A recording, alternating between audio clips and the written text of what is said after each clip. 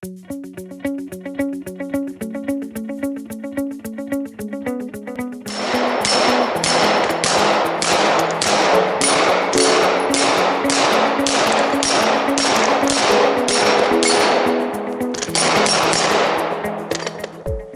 guys, Abner Miranda here. In recent days I've had people contact me regarding the targets that you've seen me working with lately. And it's really kind of cool because I made these targets, so it really shows that people are paying attention. Basically what I did was I dismantled my range. The big static standing targets that I've had for years that you guys have always seen in all my videos. I've put them away because I wanted to focus on reactive steel. And when I say reactive steel, I don't mean the kind that swings around. I mean the kind that you hit, that you punch and it falls to the ground. I wanted to have the ability to do what we're all told in the training environment, which is follow your target to the ground. You're supposed to shoot the target, and then you're supposed to follow it to the ground. The problem is the people that are training that are either having you shooting on paper, or if you're lucky, they're having you shooting on steel, but it's stationary steel. So what happens is they say, fight, and you go pop, pop, pop, pop, and then all of a sudden what you see is the guy goes, and he does that because he's having to imagine the target falling to the ground. Well, the thing is, if you're having to imagine your target falling to the ground, then you're not really planning, you're not training yourself for what the fight is actually going to be like. So I wanted to have targets that actually fell to the ground when I hit them. Not to mention, I wanted the targets to truly react to what it was that I was doing to them. So if I hit these targets anywhere other than the center of mass, and this area here doesn't represent the head, it actually represents this area here. Because remember, these are ABC zone targets, so there should actually be a head here. ABC zone target, the area that I'm aiming is about a 6-inch area here, which is over the top of body armor and wrecking this area right here. And I wanted to be able to simulate a very difficult shot that forced me to pay attention to my front sight post. And luckily I'm shooting a front sight post that is made of fiber optics, so it allows me to really zero in. And so anyways, in the very short period of time that I've been working with these, my focal point has really zeroed in on learning how to find the landmarks, not only with my weapon but also my target. Basically what you're looking at here is a target that's made of high density polyethylene, and then I have a steel plate behind it from Challenge Targets. These targets are 6-inch diameter, 3/8 thick. They're AR-500, but they're only rated for pistol, which is fine because the vast majority of the training that I do is pistol related. Is pistol focused. And the reason for that is pistol is the weapon that you're going to have on your person more than anything else. You know, in your mind you'd love to have your rifle, but you're really not going to have your rifle when trouble comes looking for you, so you might as well train to master the handgun. A couple of people have asked me, really have asked me for very detailed questions about the base. I have no problem showing you the base. The bases for these targets are bases that I fabricated myself.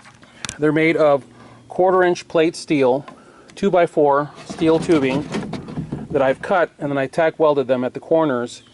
And you want to tack weld them at corners instead of completely bead welding them all around, because water is going to get in here and you want it to just leak out instead of filling up and rusting this from the inside. And the bases are made of high density polyethylene. Basically this really thick high density polyethylene board. This stuff is not cheap. I did some bartering and some trading to get a hold of these things from my buddy Eric. But the reason I chose this material as opposed to pressure treated plywood, which by the way is what I would recommend you guys use, but the reason I chose this is I shoot a lot. And these targets have to spend their entire year, their whole lifespan is spent out here on my range. I don't take them up, they just sit here, whether it's rain, snow, whatever, they're always here. So I wanted something that was totally impervious to sitting on wet ground, and plastic is a way to do it. The target bases are this right here. I have no problem showing this to you guys. I'm sure someone out there is going to go, oh, I'm so building those. You know what? Go right ahead. And the reason I say that is this is not as easy as it looks. I had to buy 12 feet at a time of this stuff and cut it this way. And then I had to buy 8 feet at a time of this stuff and cut it this way.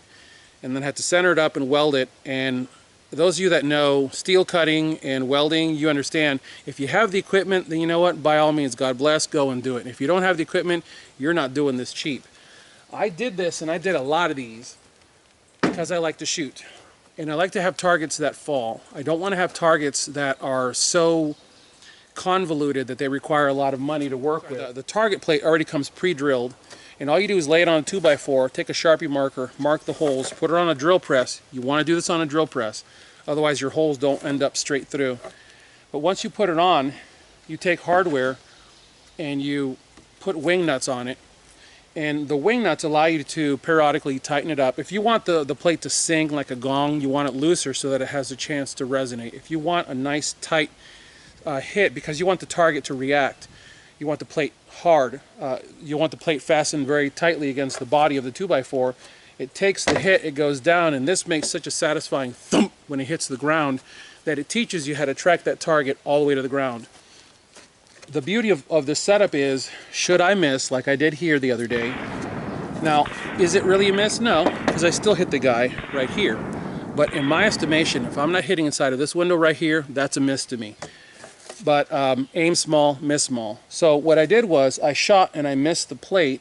It goes harmlessly through the target face, which in this case is high density polyethylene. It nicked the 2x4 on the way by. It went harmlessly downrange and impacted into the dirt. But what it did was, the target simply did that, because it hadn't been hitting the steel plate. If you actually hit the steel plate, the target goes down hard, and it gives you an audible and a visual feedback to let you know that you've made a solid hit and that target's going down. And you'll notice what I just did is, to stand it up, all you do is step on the base and wang back with your leg, and the target comes right back up to you. This target, I would say, I don't know, 25 pounds maybe. It's under 30. 25 pounds maybe, it's not much. So what that means is, I can pick up, I have 8 of these and have 8 rifle rated ones. I can pick up all my targets, set them up in any scenario that I want.